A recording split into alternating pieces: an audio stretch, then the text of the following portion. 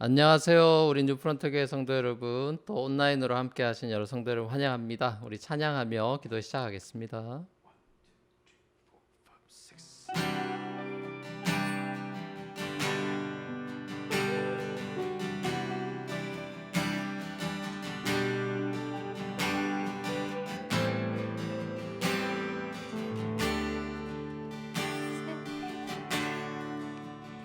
세상을 사랑하셔서 세상을 구원하신 말씀이 육신 되신 우리 주, 세상의 길과 다른 겸손의 길을 보여주시네. 나 오직 예수의 길 온전히 따르리.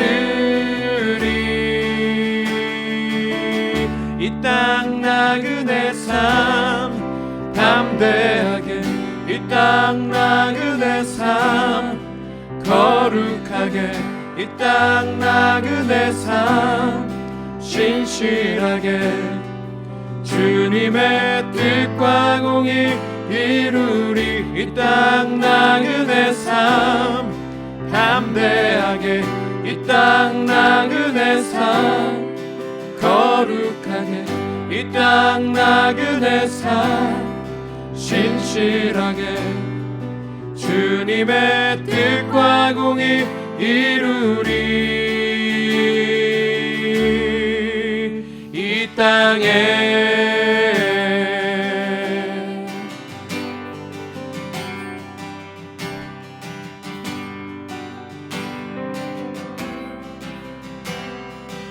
세상을 사랑하셔서 세상을 사랑하셔서 세상을 구원하신 말씀이 육신 되신 우리 주, 세상의 길과 다른 겸손의 길을 보여주시네. 나 오직 예수의 길 온전히 따르리.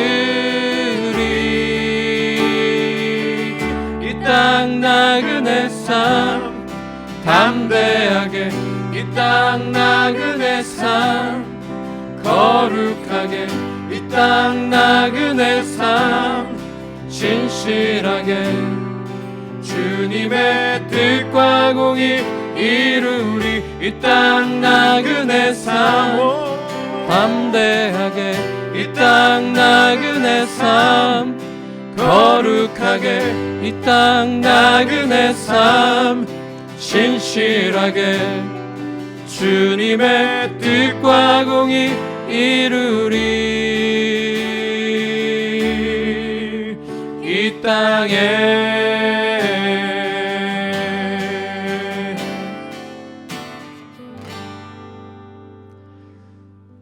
아멘. 자, 우리 오늘 하나님 말씀 예레미야서 38장 함께 보시겠습니다. 밧단의 아들 스바냐와 바수울의 아들 그달리아와 셀라마의 아들 유갈과 말기야의 아들 바수울이 예레미야가 온 백성에게 이렇게 전하는 말씀을 들었다. 나 주가 말한다. 이 도성 안에 머물러 있는 사람은 전쟁이나 기근이나 연병으로 죽을 것이다. 그러나 바벨로니아 군인들에게 나아가서 항복하는 사람은 죽지 않을 것이다. 적어도 자기의 목숨만은 건질 것이며 계속 살아남게 될 것이다. 나 주가 말한다. 이 도성은 반드시 바벨로니아 왕의 군대에게 넘어간다. 그들이 이 도성을 점령한다. 대신들이 왕에게 말하였다. 이 사람은 마땅히 사형에 처해야 합니다. 그가 이런 말을 해서 아직도 이 도성에 남아있는 군인들의 사기와 온 백성의 사기를 떨어뜨리고 있습니다. 이 사람은 참으로 이 백성의 평안을 구하지 않고 오히려 재앙을 재촉하고 있습니다. 시드기야 왕이 대답하였다. 그가 여기에 있소. 죽이든 살리든 그대들 뜻대로 하시오. 나에게 무슨 힘이 있다고 그대들에게 반대하겠소. 그래서 그 고관들이 예레미야를 붙잡아서 왕자 말기야의 집에 있는 무릉덩이에 집어넣었다. 궁덩이는 근위대의 뜰 안에 있었으며 사람들은 예레미야를 밧줄에 매달아 웅덩이 속으로 내려보냈는데 그 물웅덩이 속에는 물은 없고 진흙만 있어서 예레미야는 진흙 속에 빠져 있었다. 왕궁에 에디오페 사람으로 에벤멜렉이라고 하는 한 환관이 있었는데 그는 사람들이 예레미야를 물웅덩이에 집어넣었다는 소식을 들었다. 그때의 왕은 베냐민 문 안에 머물러 있었다. 에벤멜렉은 왕궁에서 바깥으로 나와 왕에게 가서 이렇게 아뢰었다. 높으신 임금님, 저 사람들이 예언자 예레미야에게 한 일들은 모두 악한 것뿐입니다. 그들이 예레미야를 물웅덩이 속에 집어넣었으니 그가 그 속에서 굶어 죽을 것입니다. 이래서야 되겠습니까? 성 안에는 더 이상 먹을 것이 없습니다. 그때의 왕은 에디오페 사람 에벤멜렉이 이렇게 명령하였다. 너는 여기 있는 군인들 가운데서 30명을 데리고 가서 예언자 예레미야가 죽기 전에 어서 그를 그 물웅덩이 속으로 끌어올려라. 에벤멜렉이 그 사람들을 데리고 왕궁의 의복 창고로 들어가서 헤어지고 찢어진 옷 조각들을 거기에서 꺼내다가 밧줄에 매달아서 물웅덩이 속에 있는 예레미야에게 내려주었다. 에디오페 사람 에벤멜렉이 예레미야에게 말하였다. 헤어지고 찢어진 옷 조각들을 양쪽 겨드랑이 밑에 대고 밧줄에 매달리십시오. 예레미야가 그대로 하였다. 사람들이 밧줄을 끌어당겨서 예레미야를 물웅덩이 속에서 끌어올렸다. 이렇게 해서 예레미야는 그리스도의 뜰 안에서 지내게 되었다. 아멘. 아멘. 자, 오늘 말씀의 제목은 고난 가운데 구원하시는 하나님입니다. 예레미야 선지자가 고난을 당하는 장면을 우리는 예레미야서에서 많이 봅니다. 어제 큐티 본문에서는 그 요나단의 집 지하 감옥에 감금된 그 예레미야의 모습을 우리가 봤습니다. 오늘은 깊은 웅덩이에 빠뜨림을 당한 또 예레미야를 봅니다. 하나님의 진리의 말씀을 선포하는 소명을 받은 이 선지자의 삶이라고 하는 게 참 이렇게 고달픈 거구나 하는 거를 새삼 또 깨닫게 됩니다. 선지자는 사람들의 인기를 끌거나 또 환영받기 위해서 사역하는 그런 사람이 아니죠. 하나님께서 주신 그 메시지를 가감없이 전하고 선포하는 것이 그의 사명인 거죠. 신약에서도 보면은 사도들이 복음을 전할 때 우리가 사람을 좋게 하랴 하나님을 기쁘시게 하랴 하는 그런 말을 하는 것을 우리가 보지 않습니까? 당시 그레코 로만 사회에서는 지금도 뭐 마찬가지겠지만 지역을 돌아다니면서 그 그리스 철학을 강연하는 그런 소피스트들이 많았고 이 사람들은 사람들로부터 이제 많은 인기를 끌고 또 돈을 그렇게 벌었죠. 그러니까 사도들에 대해서도 그런 오해들이 그 당시에 있었어요. 자, 이 세상이 공중권세 잡은 자의 그 영향력 그리고 죄의 영향력에 젖어 있어서 사람들은 진리를 거부하고 잘 받아들이지 않습니다. 예수님께서는 요한복음에서 빛이 세상에 왔는데 세상이 어둠이라서 빛을 싫어한다 그런 얘기를 하셨죠. 그러니까 어둠은 빛을 미워하고 악은 선을 미워하고 거짓은 진리를 미워하죠. 그 창세기에 나온 아벨의 첫 순교 이후로 이 세상에는 억울한 죽음이 참 많습니다. 악이 선을 이기고 거짓이 진리를 이기는 것처럼 보이는 그런 역사적인 사건이 너무나 많죠. 주로 힘과 권력을 가진 사람들이 진리가 아니라 거짓에 놀아나고 선보다는 악에 놀아나기 때문에 언제나 진리를 추구하면서 이렇게 선하게 살려는 사람들은 핍박과 고난을 당하는 것 같습니다. 예레미야 시대는 이 왕과 제사장, 공직자들의 그 부정부패가 심하던 때라서 이 예레미야의 경고의 메시지가 잘 안 통하던 시대죠. 영적으로 굉장히 어두운 시대였기 때문에 이 사람들은 어둠을 더 좋아했지 빛 속에서 자신들의 정체가 탄로나고 드러나는 걸 원치 않았습니다. 이 어둠과 악의 특징은 숨기는 게 많다라는 거죠. 자꾸만 감춥니다. 근데 선지자는 자꾸만 그걸 드러내고 싶어 하지 않는 그런 감춰둔 것을 자꾸만 선지자들이 지적하고 드러내니까 그런 사람 믿고 싫은 거죠. 그러니까 예레미야의 순환은 이 땅에 오셔서 선지자적인 사역을 하셨던 예수님의 순환을 연상케 합니다. 예수님께서 설교하시면 사람들이 막 돌로 치려고 달려들고 막 죽이려고 뒤에서 막 이렇게 음모를 꾸미는 장면들을 복음서에서 많이 보죠. 그러니까 예레미야가 높은 사람들의 핍박을 받고 깊은 웅덩이에 빠져서 진흙탕에 이제 몸이 빠져 있을 때 하나님께서 이제 에티오피아 사람 에벤멜렉이라는 그 환관, 그러니까 내시를 통해서 그를 웅덩이에서 건져 주시죠. 이게 다음 장 39장에 보면은 바벨론 침략 중에 죽지 않고 생명이 보존되는 이 하나님의 상을 받는 에벤멜렉을 봅니다. 그러니까 하나님께서 이 사람이 뭐 왕이나 다른 대신을 두려워하지 않고 하나님을 의지했기 때문에 생명을 상으로 주겠다, 이런 약속의 말씀을 주는 장면이 나와요. 예레미야처럼 이렇게 고난을 당하는 선지자 편에 선 에벤멜렉은 하나님의 편, 진리 편에 선 사람이라고 볼 수 있죠. 어두운 시대 가운데 빛 가운데 행한 사람이라고 볼 수 있습니다. 사랑하는 우리 성도 여러분, 웅덩이에 빠졌다가 건져냄을 받은 이 예레미야의 모습에서 우리는 핍박받고 또 십자가 죽음과 무덤까지 내려가셨다가 하나님께서 부활로 건져내신 예수님의 그 낮아지심과 높아지심을 봅니다. 우리가 성도로 이 땅 가운데 진리 가운데 빛 가운데 살아가면서 당하는 고난과 핍박과 억울함을 우리 하나님이 다 알고 계십니다. 또한 때를 따라 돕는 은혜로 에벤멜렉 같은 사람을 통해서 많은 경우 우리를 구원해 주시죠. 하지만 즉각적인 구원이 이루어지지 않는 경우들도 물론 있겠죠. 하지만 한 가지 정말 중요하고도 분명한 사실은 궁극적으로 예수님의 그 남은 고난을 우리 몸에 채운 이 성도들, 교회가 하나님께서 무덤에서 부활시켜서 우리를 영광스럽게 하시고야 말 거라는 이 사실 우리가 기억해야겠습니다. 우리가 이 땅에서 당하는 고난만 묵상하고 좌절하고 낙심하기보다는 다가오는 영광을 바라고 소망 중에 인내할 수 있는 그런 저와 여러분이 되시기를 우리 주님의 이름으로 간절히 축원합니다. 같이 우리 찬양하며 기도하며 나아가겠습니다. 고난 중에 준성 들을 수 없다 해도 참된 진리 되신 주 나는 붙드네. 폭풍이 몰려와도 험한 길을 간대도 믿음의 두 손 들고 주 신뢰 내게 행하신 그 놀라운 일 생명 주신 주를 기억하네.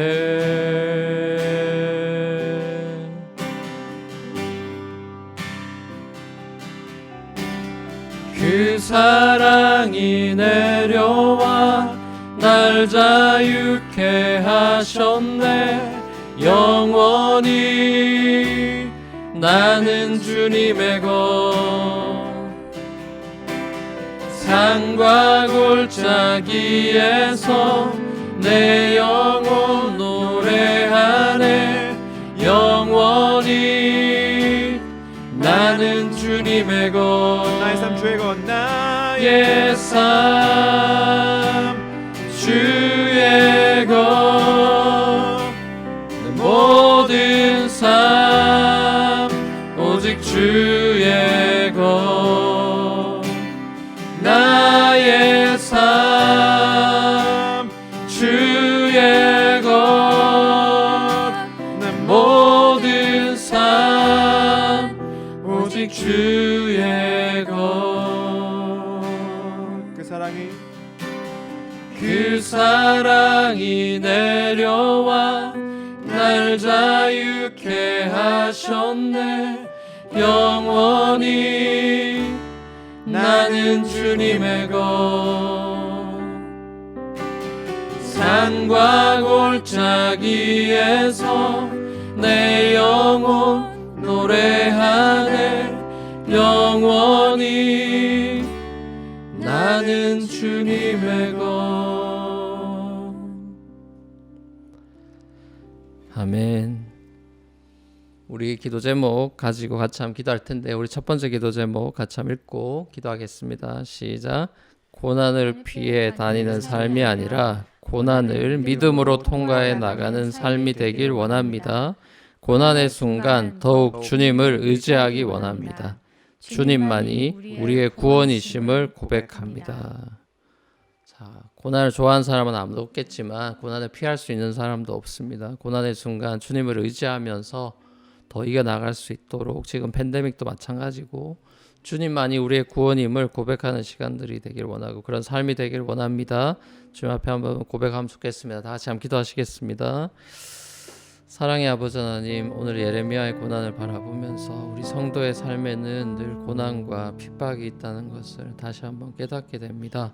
예수님께서도 이 땅에 오셔서 수많은 고난을 당하셨고 십자가에 죽기까지 고난을 당하셨고, 아버지 이 세상에는 악이 선을 가만두지 않고 거짓이 진리를 가만두지 않고 어둠이 빛을 가만두지 않는 그런 고난과 핍박의 삶이, 무릇 경건하게 살고자 하는 자들에겐 핍박이 따를 거라고 사도 바울도 말씀하는 그런 모습들을 보면서 아버지, 우리가 고난 가운데 낙심하거나 좌절하지 않고 고난을 피하지도 않고 아버지 고난 가운데 믿음으로 아버지 이겨나갈 수 있도록 성령께서 우리를 지켜주시고 또 그 가운데 주님만이 참된 구원임을 깨닫고 발견하는 시간들이 되도록 주님 인도하여 주시옵소서.